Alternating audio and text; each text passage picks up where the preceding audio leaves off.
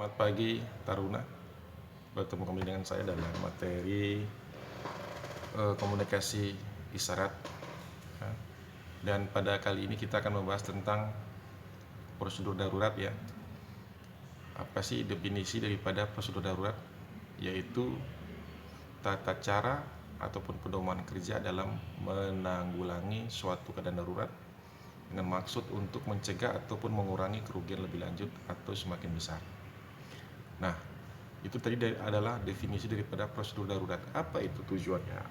Bagaimana tujuannya? Agar dalam mengatasi keadaan darurat dapat dilaksanakan secara cepat, tepat, aman, dan terkendali.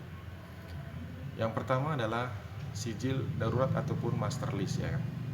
Mungkin kamu pernah dengar ini istilah sijil darurat ataupun master list ya. Adalah suatu daftar yang berisikan nama dan jabatan anak buah kapal beserta tugas-tugas khusus yang harus dilaksanakan untuk mengatasi keadaan darurat yang mungkin akan terjadi di atas kapal. Peletakan sijil darurat biasanya itu ditempatkan ataupun ditempel ataupun digantung di tempat yang strategis, mudah dibaca seperti di anjungan, di ganggang, di kabin, di messroom hingga kamar mesin. Yang berikutnya adalah macam keadaan darurat di atas kapal. Ini keadaan darurat biasanya meliputi daripada tubrukan, kebakaran ataupun ledakan, kandas, kebocoran ataupun tenggelam, orang jatuh ke laut, pencemaran, perang, cuaca buruk, ataupun yang kesembilan kemudi ataupun mesin induk rusak. Nah, alarm-alarm yang wajib dibunyikan untuk menandakan suatu isyarat ya, kita lihat untuk kebakaran, satu tiup pendek diikuti satu tiup panjang dengan suling ataupun alarm terus. Pada saat prosedur darurat kemarin, jenis-jenis isyarat bunyi ini sudah saya sampaikan ya pada waktu yang lalu ya. Kemudian ada orang jatuh ke laut, itu dengan membunyikan 3 suling panjang dan diulang sesuai kebutuhan. Ataupun berteriak ya, ada orang jatuh ke laut, itu juga sudah saya sampaikan pada saat pembelajaran isyarat-isyarat bunyi di kapal.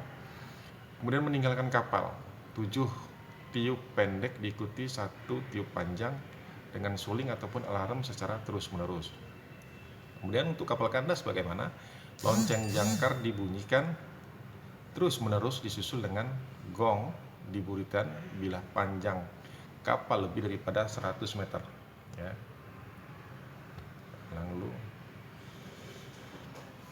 kemudian peralatan untuk di rescue helicopter equipment ya, rescue helicopter equipment. Yang pertama adalah ambulatory victim extrication device atau EVED ya. Ini harus ada di kapal helikopter. Kemudian harus ada tandu, rescue net, full body harness. Ya, pada full body harness kamu sudah pernah lihat mungkin orang ketika tim penolong di atas helikopter turun ke bawah untuk menyelamatkan orang yang sedang mengalami musibah kejadian di laut. Baik, kita lanjut. Kemudian kita geser dulu gambar saya kemari sebelah kiri. Ini adalah tentang kapal kandas.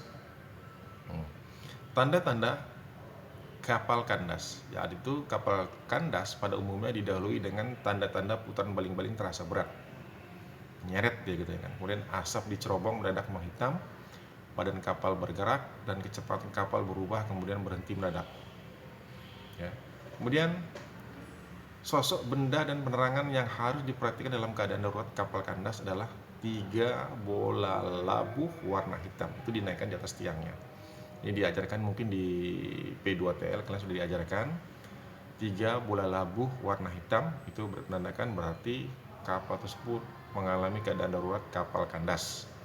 Kemudian 2 lampu merah bersusut tegak, lampu jangkar haluan dan buritan. Itu seperti itu ya untuk kapal kandas.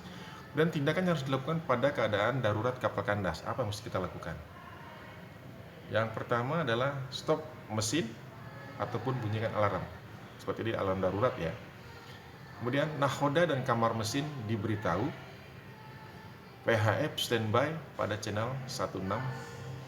Kemudian tanda-tanda kapal kandas dibunyikan ataupun diperlihatkan. Yang kelima, semua tangki dan got palka disonding apakah terjadi kebocoran di tempat itu. Nah, jika haluan kapal yang kandas tutup segala tangki kedap air yang menghubungkan ke kamar mesin.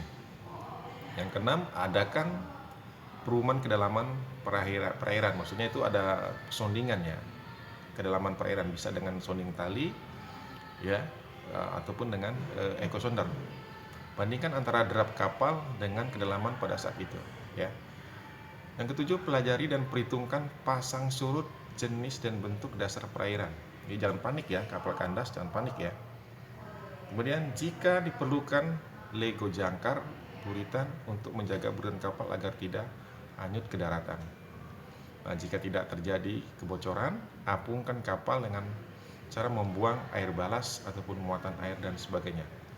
Ya, jadi air balas itu air yang sebagai penyeimbang ya, kapal itu tuh ada air balas namanya.